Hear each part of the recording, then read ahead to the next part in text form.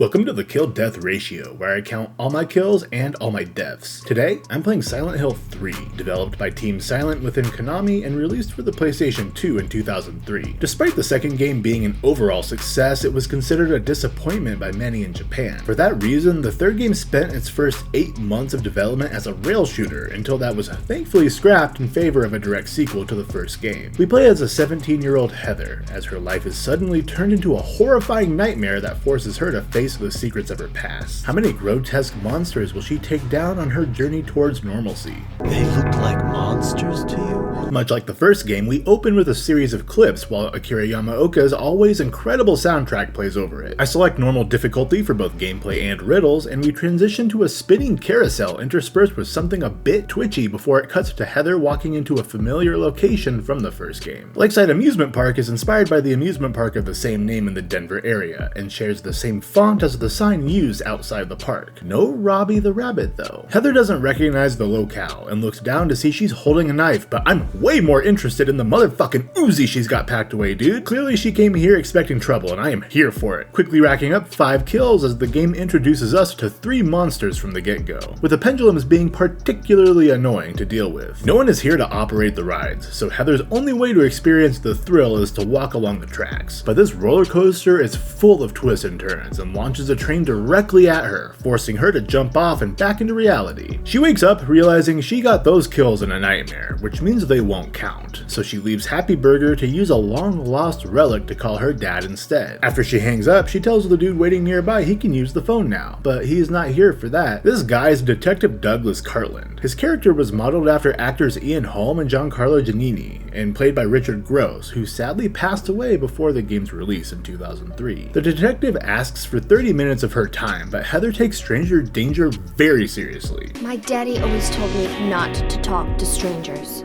Doug is persistent though, claiming he has important details regarding her birth. Heather already knows where babies come from, and threatens to scream if he continues to follow her, then ducks into the women's restroom to get away from him. Inside is a save point painted on a mirror. Whenever Heather approaches a new save icon, more often than not she comments on it. They all mostly center around her recognizing the symbol but not certain why, and questions who could have put it there. Not wanting to deal with Detective Doug again, she climbs out of the open window into a narrow alleyway, where she finds a back door into the mall where she resumes shopping. Her first purchase is a handgun, but when she asks for the price, the monstrous shopkeeper responds by requesting 7 bullets to the face, and since the kill occurred in a cutscene, it won't go on the count here. Masahiro Ito really liked the design of the Mandarin from Silent Hill 2, and felt it was underutilized, so he created the closer in this game to resemble the Mandarin. It's difficult to see in-game, but Ito placed markings on the closer's head that are in reference to the Lotus Sutra, a Buddhist scripture that heavily influenced the themes of the game. Heather doesn't jive well with the peace portion of Buddhism though, and blasts this bad boy with her newfound gap for the first official kill of the game. I don't have a lot of ammo yet, so I run by most of the enemies I encounter in the mall while I piece together how to escape. Eventually, a fellow human greets Heather, but she's not the kind of company we want. Rebirth of paradise,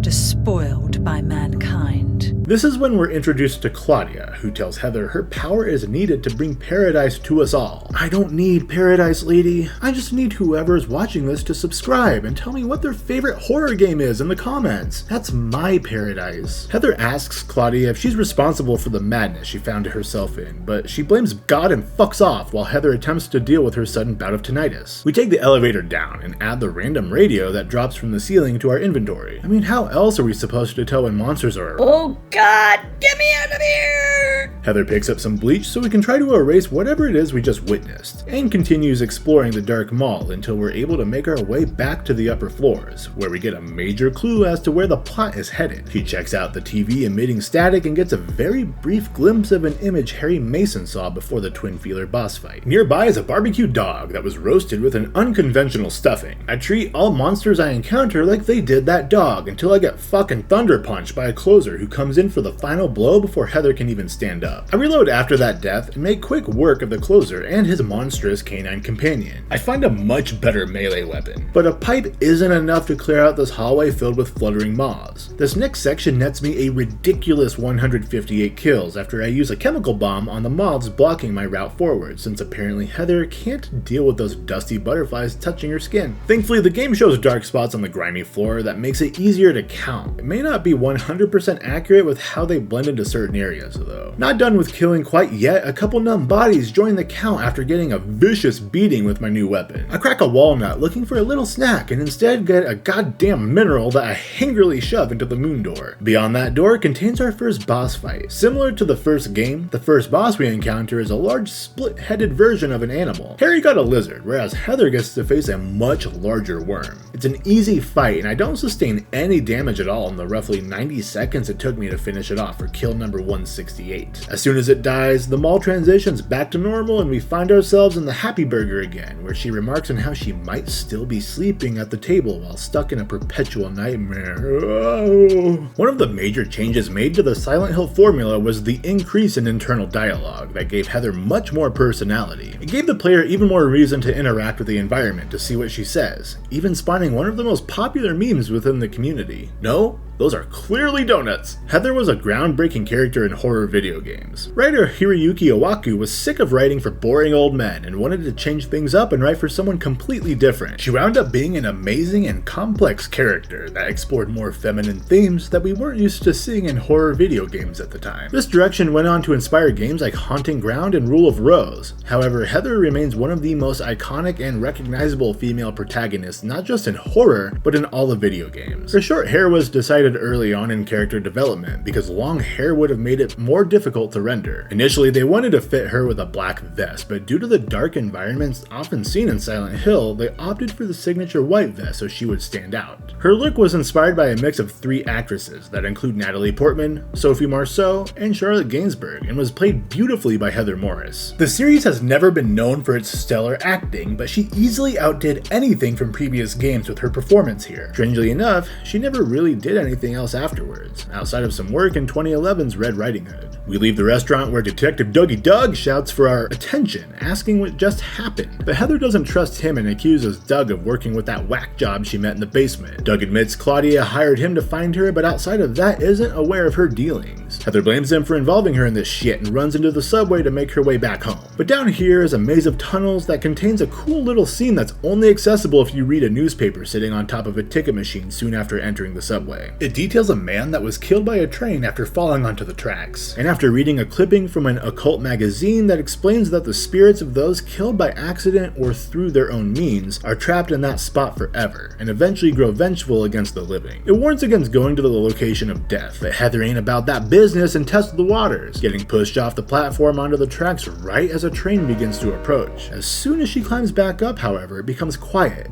like none of it was ever real. After exploring the subways a bit, I find myself on a train that contains an awesome present. A new monster is waiting outside the train called an insane cancer, but I'm a mellow Gemini and decide to run by it instead. While trying to find a way out, we locate a door illuminated by a red light, which indicates a possible exit, right? However, the game gives me a big middle finger as it sends doubleheads to attack while an incoming train blares its horn. I fucking freak out here and immediately open my map after I hear the sound so I can gain my composure. Heather rushes to climb back onto the platform and manages to get up right as the train arrives, but the conductor is in hater mode and opens the doors on the other side. Once we board, we find Heather isn't the only commuter on this train though, as a few numb bodies feel the sting of my pipe and gun. I again run from the cancer and leave the train once it stops. The Underpass is a short level containing a few more monsters to eliminate, bumping the kill total near 180. Considering the situation she's in, Heather shows remarkable restraint when she happens upon several full wine bottles and winds up taking the only empty one there. It's used to fill with kerosene so we can activate the pump so we can drain some water to access the sewer area, where we toss a hairdryer into the gray water to electrocute a sewer monster responsible for killing some workers down here. Further along, we climb out of the sewers and into an abandoned construction site that contains an Easter egg that is commonly interpreted as a Solid Snake cameo. However, Heather directly mentions The Black Cat, a movie released in 1981 that contains a scene where someone is walled up alive, so to me, it seems more like a reference to that instead of Metal Gear Solid. After butt bombing a mattress 2 floors down, Heather is able to cross over into a safer looking office building, but these mannequins are creeping me out more than any of the monsters we've encountered.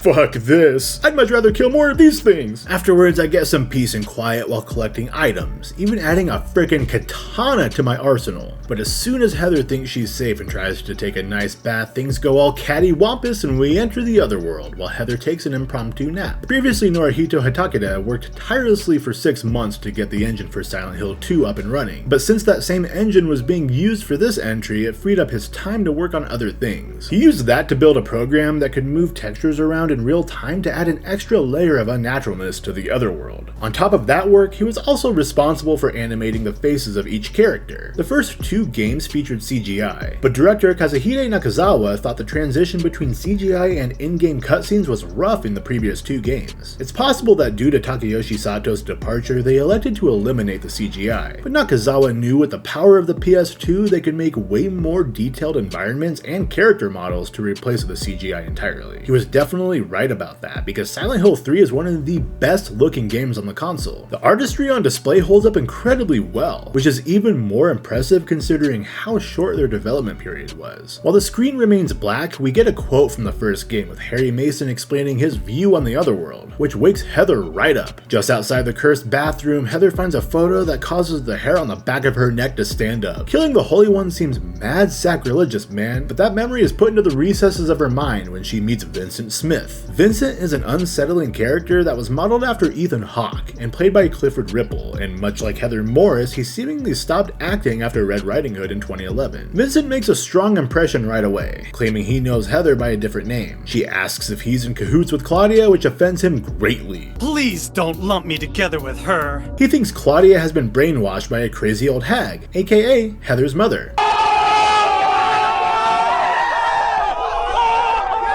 That didn't quite have the impact on her that Vincent would have liked, so instead of insulting her mother, he instead insults her father, who we learn is Harry fucking Mason. He calls Harry the worst name possible. He's a pretty sneaky guy.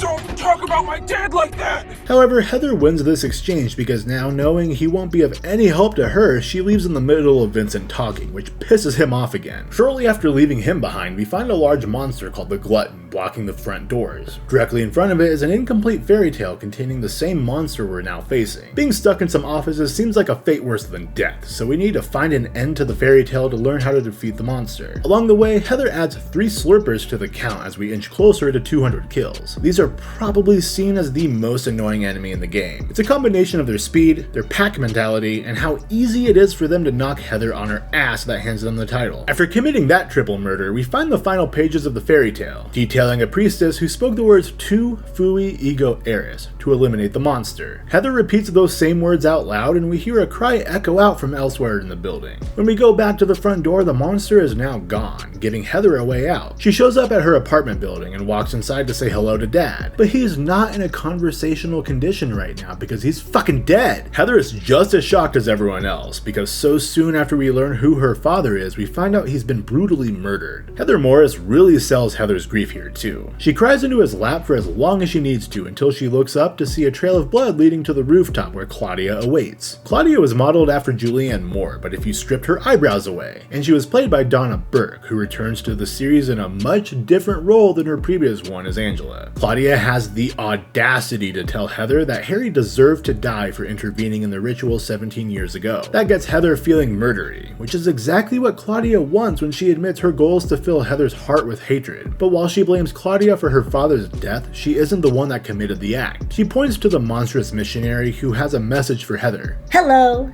my name is Elder Slice, and I would like to share with you the most amazing death. Before the fight begins, Claudia is Audia and tells Heather she'll wait for her in Silent Hill. This fight took me about 4 minutes to finish, as the missionary will block any incoming attack from the front. This means I had to run around and try to avoid his attacks and get in behind him to shoot him. After several reps of this pattern, Heather knocks him down and like her father delivers a mean stomp to end its life for the kill. Downstairs, Detective Doug determines dude is definitely dead. Heather says yeah no shit and it's your fault for bringing this madness to her family, but Doug is actually regretful for his role and wants to help Heather out. He starts by helping her relocate and cover Harry up so she can pay her respects, and then offers to drive her to Silent Hill knowing damn well Heather plans to commit some murder. She warns him he won't be safe either. That's fine. Nobody's gonna cry over my grave. God damn it, somebody give Doug a hug. Heather meets him outside, apparently just missing Vincent's weird ass telling Doug to seek out a man named Leonard. He hands over a map of the town and a notebook he found on her father that provides Harry's final words to his daughter. It's a somber letter to Heather fully admitting he was never sure he could actually love her because of the circumstances surrounding her birth. He lost his adopted daughter Cheryl and instead got a brand new baby in return, but despite that, he raised her as his own and loved her as such. On the drive to Silent Hill, Heather feels dug in on the insanity surrounding her existence. The girl gave birth to a god. It's crazy. Heather does a pretty great job of recapping the events of the first game here, and once that's over, we find ourselves in a motel room inside the town with Doug telling Heather she should start at Brookhaven Hospital, while he goes searching for this Leonard fellow. I am afraid. 50-something years old. I ain't never seen nothing like this.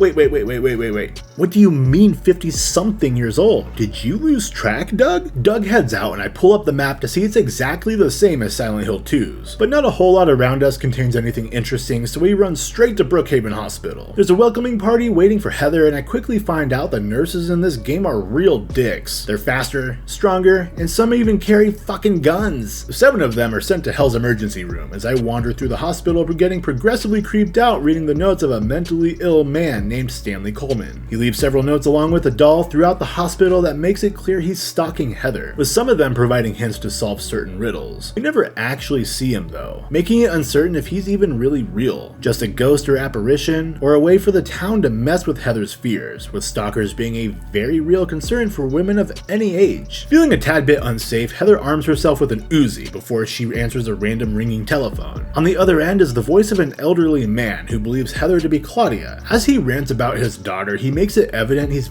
very disappointed in her, which is arguably much worse than being angry. Eventually, Heather is able to convince the guy she isn't Claudia, but she does intend to kill her for what she did to her father. We discover the old man is Leonard, the man that Vincent advised Doug to seek out. Leonard still wants to help his brainwashed daughter and asks Heather to meet him at the end of the hall on the 2nd floor, saying he has a seal that can help. He hangs up there, and I run straight to the door marked with an M and enter it to find a series of winding, rusty corridors. Eventually, Heather finds a red spot that doesn't make her head hurt for once, but that's because it isn't a save icon. Instead, we interact with the familiar marks seen in previous games. We get a brief scene showing the videotape from the first game of Lisa Garland talking about Alessa's injury. It cuts back to Heather, who recalls memories of Lisa, remembering her fondly but also being a little weird. Definitely not as weird as the scene with Heather climbing a ladder before entering the most terrifying version of the Otherworld so far. This section of the game was easily the scariest part for me. Not only is the imagery already pretty intense, but a combination of the nurses and slurpers that lurk in the corridors put me on edge, whether I was running by them or adding them to the count to get over 200 kills. But by far the most unnerving part that outclasses any scare from the previous 2 games occurs when Heather enters a room with one large mirror on the wall. As she looks into it, we see tendrils moving along the surfaces inside the mirror, until they eventually cross over to my side. As that happens, we see Heather's reflection get progressively bloodier, which had me sprinting back to the door to find out it's locked. The room goes completely dark outside of the surface the flashlight illuminates, and after gazing back into the mirror, Heather's reflection freezes, which is the prompt that unlocks the door, and Heather's health will begin to drain until you leave the room. After some time, I find Leonard's dad, who seems to be a shy sort because he doesn't immediately come out to greet Heather. Upon finding out she couldn't care less about God or paradise, he becomes furious, thinking she came to take the seal from him. But she reassures him she isn't a fan of seal and simply wants to live a normal life. Going insane at the fact that she denounced his favorite artist, Leonard pops up from the water only to be insulted directly before the fight begins. I guess you're not a person anyway. After 4 minutes of wading through the water avoiding Leonard's attacks, I finish him off with a spray of bullets from the Uzi. Like many boss fights in this series, this one also ends with a transition back into relative normalcy, with Heather waking up on a grimy hospital floor with Leonard's seal nearby. I leave the hospital with expediency, where we watch a conversation transpire between Vincent and Claudia, who is pissed that he told them to seek out her father. Vincent waves her feelings off, saying Leonard's death was a good thing, as it meant he was wanted by God. Surprisingly, that didn't calm her down at all, so he doubles down by reminding Claudia of the abuse she suffered under him, and goes on to claim her faith isn't even real. It cuts back to Heather outside of the hospital, but I immediately run back to the motel to find that creepy shit stain waiting inside my room. Where's Douglas? He left a message for you. The church is on the other side of the lake.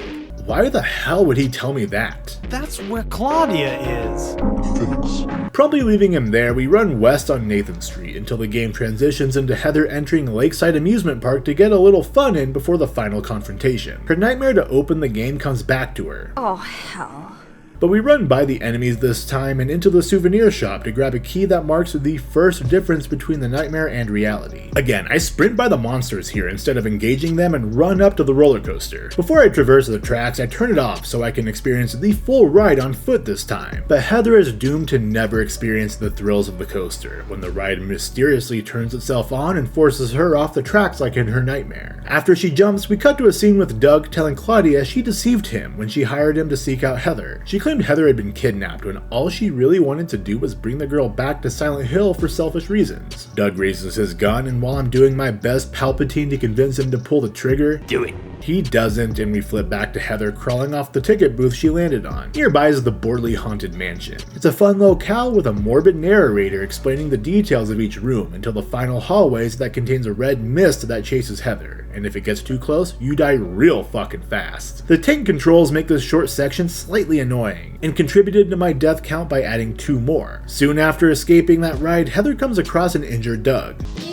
You old fool! Simmer down, the guy is hurt. Wait, Doug, what are you doing? Maybe killing you here is the only way to end this nightmare. Heather walks away unscathed, making Doug 0 for 2 on his threats now. I continue to conserve ammo by running by monsters, but take the time to stop at a familiar stand that contains a notepad Harry Mason wrote on 17 years prior. This is the same location we saved at before our confrontation with Sybil on the carousel. Mimicking her father's journey, Heather also finds herself on a carousel, sans the demonic cop. Instead, she has a riddle to solve, and if she doesn't, she'll be killed when she runs out of time. Pinned to the only stationary horse is the solution, which has us killing every moving horse on the carousel, who I obviously won't count since they aren't actually alive. Once that's taken care of, Heather is jump scared by a gothic version of herself, who is aiming to kill her and ensure that God is never born. But Heather tells Alessa, or rather herself, she doesn't need her help and cuts her down with a katana for kill 210. Just a few minutes and one long hallway later, we come face to face with our dad-killing nemesis, and Heather pulls a goddamn Doug here and refuses to pull the trigger for some reason. She wastes her time listening to Claudia monologue until she doubles over in pain because her hatred is allowing God to grow in her womb, and that gives Claudia a window to leave again. The church is another awesome location featuring a heavy dose of the signature Silent Hill look. I only gain 9 kills here between Scrapers, which is an enemy that resembles the missionary boss from earlier, and some insane cancers I find out are very susceptible to the stun gun. I also embarrassingly add my 4th death here when I simply fall into the abyss. This level has plenty of memorable sections, to the confessional booth that can actually impact the ending on additional playthroughs. Watching bloody footsteps lead Heather towards hidden rooms while a crying girl echoes out in the hallways. Seeing Valtael, who has been stalking Heather throughout the game and continues to be a straight-up creep. And what's probably the most famous quote from the game stems from another unwanted interaction with Vincent. You make me sound like some kind of unwanted pest.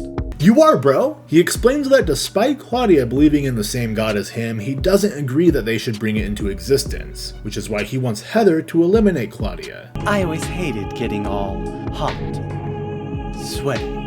Oh, really? Her smug reaction to finding out Vincent is a coward sets him off, calling her a terrible person that revels in violence. She asks if he's referring to the monsters, and he famously exclaims, Monsters? They look like monsters to you? This quote has been a source of discussion ever since because Heather's reaction can be interpreted as her thinking she's actually killing real people, even though Vincent says he's joking. We also know that Vincent is a manipulative asshole, and he could have said that to simply fuck with her. But we also know Silent Hill will change the way any one person sees things, meaning he may be seeing them as angels or something else. Regardless, screw Vincent. All my homies hate Vincent. After finding all the tarot cards we need to unlock the same door her father had to enter to save her 17 years ago, inside is Vincent and Claudia at each other's throats yet again, and when Heather enters, Vincent mutters some words he's immediately going to regret. Heather, go ahead and kill this crazy bitch! Claudia shows him how crazy it is to have a knife in your back. Heather tries to tell Claudia that a god born from hatred sounds like a pretty shit idea, but she's rooted deep in her beliefs and refuses to budge, so a steadfast Vincent begs Heather to use the seal she got off Leonard. Claudia tells him to shut the fuck up one final time as Heather doubles over in pain while her skin rapidly turns red. But she's able to recover in time to tell Claudia what all of us want to say. Shut your stinking mouth, bitch! Here's another moment where Heather will die if you don't do the correct thing in time. Since the very beginning of the game, she held onto a pendant with a red capsule containing a glophitis, which was used in the first game to prevent the birth of God. Heather barfs out their pathetic god that was growing inside her, but like my cat desperately trying to eat his puke when he eats too quickly, Claudia hurriedly shoves that shit down her throat with ease. Heather's stalker Valtael pops up to pull Claudia down into the floor Rossi to perform his job and attend to God. Heather jumps down to finish her off, only to find Claudia's husk on the ground. This angers her more because she wanted revenge for getting her dad killed, so God is going to have to do nicely. After a few minutes, I finish her off with my handgun and utilize what must be innate behavior in her family and stomp the crap out of God's corpse. Now that her mission has been accomplished, we watch as Heather sadly breaks down in hysterics, remembering that her dad is dead. And after that cry sesh, we cut to her approaching Doug with a lame YouTube style prank. Is it really over? Not yet. You're still alive. Just a joke. She tells Doug she's going to go by the name her father gave her now and to call her Cheryl. So he asks if she's going to go back to her natural hair color, and it ends with Cheryl lightheartedly saying blondes have more fun. That might be true, but not as fun as going into the final numbers. I finished Silent Hill 3 with 220 kills altogether. The vast majority of those came in the Moth hallway, so if you exclude them, the kill total comes to 62, with the handgun being my most frequently used weapon, a first in the series. Besides the Moths, the numb bodies were my most killed enemy. I wound up with a total of 4 deaths, doubling my total from the previous 2 games combined. That gives us a kill-death ratio of 55. Silent Hill 3 is the shortest game in the series, clocking in at 4 hours and 52 minutes. That gives us a kill on average every 1.33 minutes and a death every 73 minutes. Silent Hill 3 marked a return to occult themes and gave original fans of the series a satisfying conclusion to the first game's story. Team Silent worked a miracle to make this game as good as it was, considering they wasted so much development time on a frankly terrible sounding idea, which is something Konami seems prone to do. Unfortunately, it failed to meet sales expectations despite being well regarded and considered a favorite by many fans of the series. As always, thanks so much for watching. I'm King Deschain, signing off for now.